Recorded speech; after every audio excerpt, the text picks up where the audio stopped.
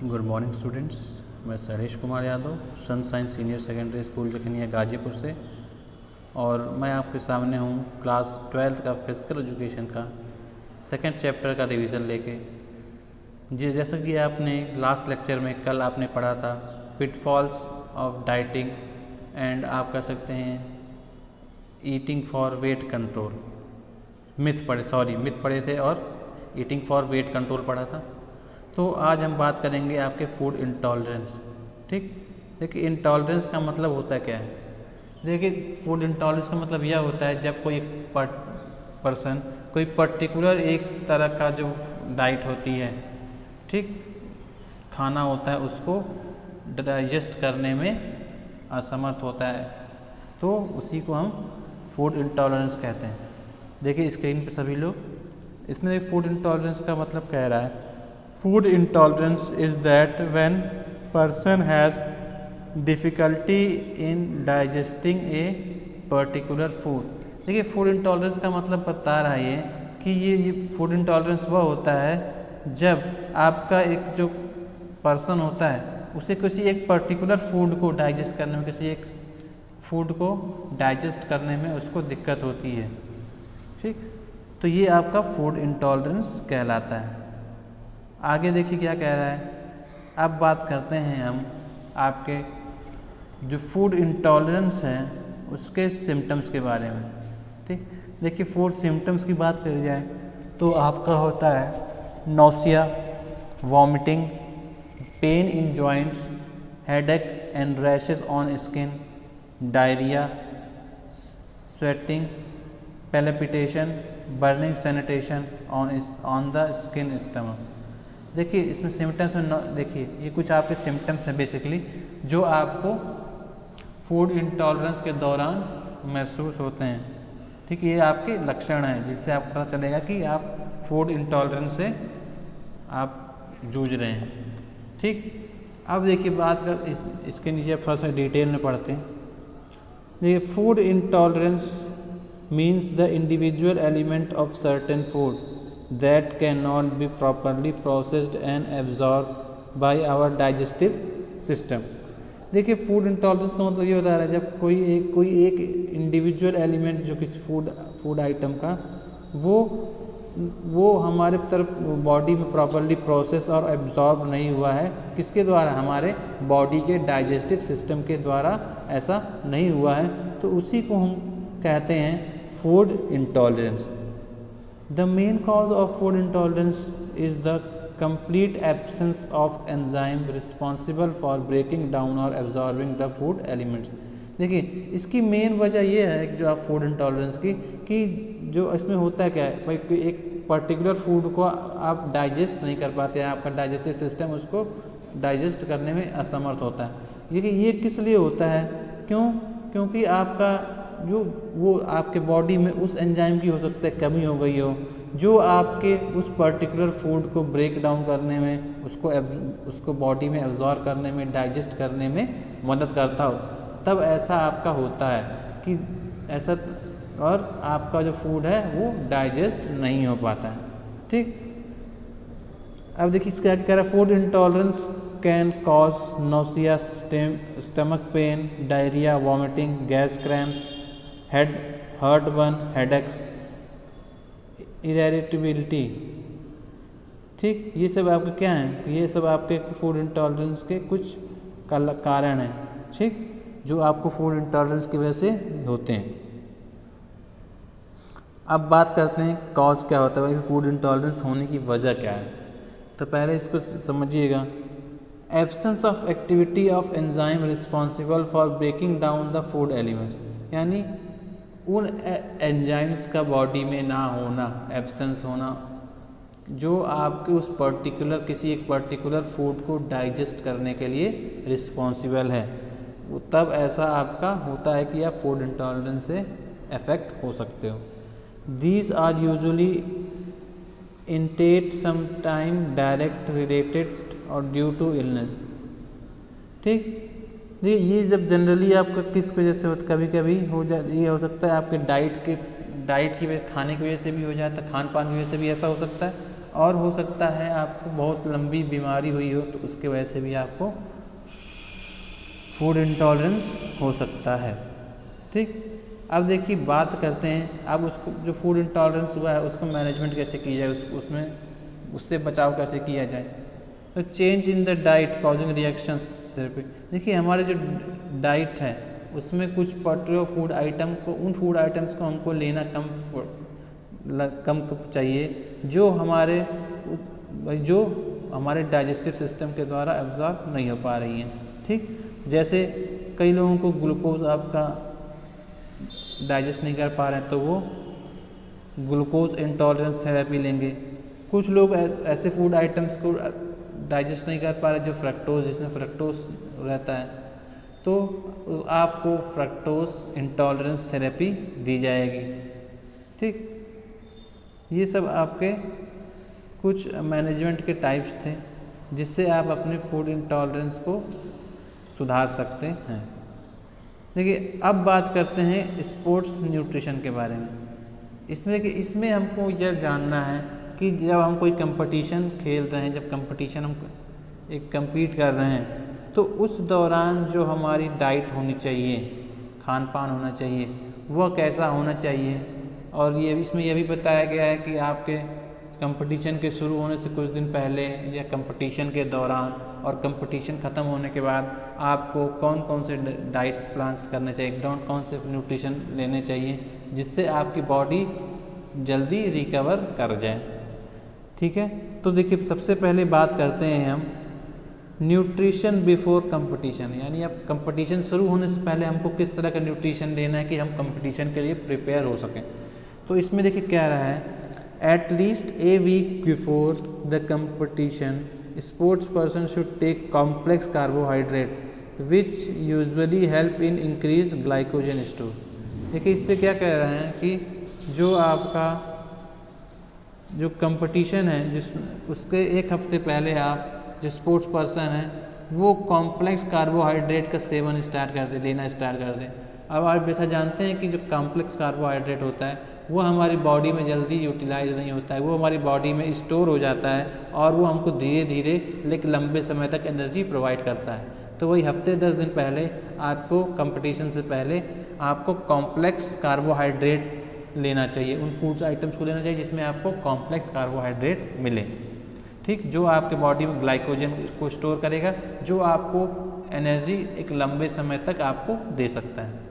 ठीक, आगे देखिए क्या कह रहे हैं, the fuel for the muscles is usually provide in meal 3-4 days prior to the competition.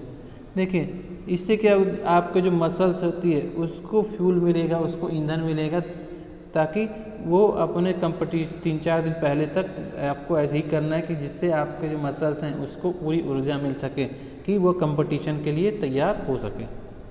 The diet should depend on the intensity of the activity.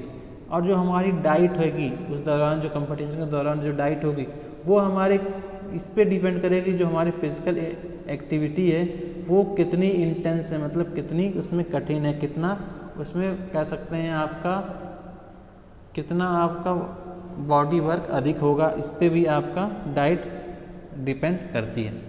The diet should be rich carbohydrate low in fat and protein. देखिए जो इस दौरान जो diet होनी चाहिए उसमें आपका carbohydrate भरपूर मात्रा में होनी चाहिए और फैट बहुत ही कम अमाउंट में, और जो प्रोटीन है उसको भी एक निश्चित मात्रा में देना चाहिए इस दौरान भाई, क्योंकि हमको कंपटीशन के दौरान हमको अपने बॉडी में एनर्जी की ज़रूरत है, क्योंकि हमको अपनी बॉडी को मूवमेंट कराना है। तो इस दौरान हमको कार्बोहाइड्रेट का सेवन अधिक करना पड़ेगा फैट और प्रोटीन के अलावा। ठीक, 2 hours before the competition A high carbohydrate drink can be considered sufficient. यानी जो कंपटीशन जब मान लीजिए होने वाला है जिस दिन, उसके 1-1.5-2 घंटे पहले आप हाई कार्बोहाइड्रेट एनर्जी ड्रिंक, यानी ऐसी एक एनर्जी ड्रिंक लीजिए जिसमें कार्बोहाइड्रेट की मात्रा बहुत ही अधिक हो। ठीक, it can be consider sufficient, इसको आपका पर्याप्त हो जाएगा कि आप कंपटीशन से पहले आप फिजिकली बॉडी से माइंड से पूरी तरीके से तैयार हो जाएंगे। अब देखिए बात करते हैं कि हमारा जब कंपटीशन चलता है जब कंपटीशन के बीच में, उस दौरान हमारा न्यूट्रिशन डाइट कैसी होनी चाहिए। देखिए इट इज़, इसमें कह रहा है it is important to stay hydrated and maintain sugar level so that sports person may not undergo fatigue way. ठीक, देखिए ये हमको इस न्यूट्रिशन कंपटीशन के दौरान देखिए क्या होना चाहिए। कंपटीशन के दौरान हमको यह कोशिश करनी चाहिए हमारे बॉडी में को हमेशा अपने हाइड्रेट रखना चाहिए, और जो शुगर का लेवल है उसको कम नहीं होने देना चाहिए, क्योंकि भाई ये अगर कम होने लगेगा तो आपकी बॉडी थकने लगेगी। ठीक, तो आपका क्या करना है, आपको अपने बॉडी को हाइड्रेट रखना है, अपने शुगर लेवल को कंट्रोल में रखना है, जिससे आप स्पोर्ट्स जो कोई भी स्पोर्ट्स पर्सन हो वो थके नहीं। ठीक, इसमें देखिए सेकंड लाइन में कह रहा है if the duration of the competition is more than 60 minutes, अगर आपके कंपटीशन का जो ड्यूरेशन है, जो समय है आपके 60 मिनट से ज़्यादा है, तो उसमें क्या है, उसमें आपको क्या लेना है, 1/2 to 1 cup carbohydrate drink after 10 to 20 minute. देखिए अगर 60 मिनट से ज़्यादा का आपका कंपटीशन समय लेगा तो उस दौरान आपको आधे से 1 कप कार्बोहाइड्रेट आपको हर 10 से 20 मिनट के बीच में लेते रहना पड़ेगा, तब जाके आप उस कंपटीशन में अच्छे से परफॉर्म कर पाएंगे। ठीक, अब देखिए आगे कह रहा है if the duration is less than 60 minute, अगर आपकी ड्यूरेशन 60 मिनट से कम है तो भाई कार्बोहाइड्रेट आप उतना ही लोगे, 1/2 से 1 कप कार्बोहाइड्रेट तक ही लोगे, लेकिन उसका जो टाइमिंग है वो आप कितने देर में, आप वो हर 20 से 30 मिनट में कार्बोहाइड्रेट ड्रिंक 1 कप आप ज़रूर लोगे, जिससे आपके बॉडी में कार्बोहाइड्रेट कह सकते हैं जो है वो पूरी तरीके से मेंटेन हो जाए, बैलेंस हो जाए। ठीक, ये था आपके कंपटीशन के दौरान कि आपको किस तरह की डाइट लेनी चाहिए, किस तरह का न्यूट्रिशन फूड लेना चाहिए। आगे अगला कह रहा है आपका, अब बात करते हैं जब कंपटीशन आपका ख़त्म हो गया तो वो हो गया आपका न्यूट्रिशन आफ्टर कंपटीशन। वही कंपटीशन के बाद हमारा न्यूट्रिशन किस प्रकार का होना चाहिए। तो देखिए इसमें आपको कह रहा है after competition it is important to recover properly. नहीं, कंपटीशन आपका ख़त्म हो गया तो बॉडी आपकी इंजर्ड हो गई है, थक गई है, तो उसको रिकवरी की ज़रूरत होती है और वो सही प्रकार से हो, उसके लिए भी डाइट आपको सही प्रकार से लेनी पड़ती है। So the first preference should be given to replacement of fluid loss and this can be easily done by intake of water or replacement drink। देखिए सबसे फर्स्ट रेफरेंस क्या है, सबसे पहली वरीयता आपकी इस बात पे रहेगी कि जो हमारे बॉडी से जो फ्लूइड लॉस हुआ है, जो वाटर लॉस हुआ है, उसको किसी तरह हम उसको मेंटेन करें, अपने नॉर्मल लेवल पे लाएं। वो किस प्रकार लाएंगे कि हम अब जो पानी का जो सेवन है वो बढ़ा दें, या कह सकते हैं उसकी जगह कोई रिप्लेसमेंट ड्रिंक ले लें भाई जो वाटर का काम करे, तो उसके मदद से भी हमारी जो बॉडी में जो कंपटीशन के दौरान जो वाटर लॉस हुआ है वो मेंटेन किया जा सकता है। ठीक है, अब देखिए आगे क्या कह रहा है, मील्स आफ्टर, ये देखिए थर्ड लाइन में पढ़िएगा, meals after competition should be taken with in 2 hours. देखिए कंपटीशन ख़त्म होने के 2 घंटे के अंदर ही आपको कुछ ना कुछ ले लेना चाहिए। ठीक, अगर आप ऐसा नहीं करेंगे तो आप जो बॉडी है उसमें और कब वीकनेस आने लगेगी और आप जल्दी थक जाएंगे। ठीक, अब देखिए आगे क्या कह रहा है, फॉर बेस्ट ग्लाइकोजन रिस्टोरेशन, अगर आप चाहते हैं कि हम आपके बॉडी में ग्लाइकोजन है वो बहुत अच्छे बेस्ट रिस्टोरेशन का मतलब उसको फिर से रिस्टोर कैसे किया जाए, 100 to 200 ग्राम्स ऑफ कार्बोहाइड्रेट, जिसमें ये कैसे कर सकते हैं आप 100 से 200 ग्राम कार्बोहाइड्रेट, ठीक, with lean protein, with lean मतलब बहुत ही छोटी अमाउंट में protein, like meat and chicken should be taken, जैसे कि प्रोटीन ऐसा फूड सोर्स जिसमें प्रोटीन है, जैसे कि मीट हो गया, आपका चिकन हो गया, वो किसके साथ, आपके कार्बोहाइड्रेट के साथ देना चाहिए। It will help in building maintaining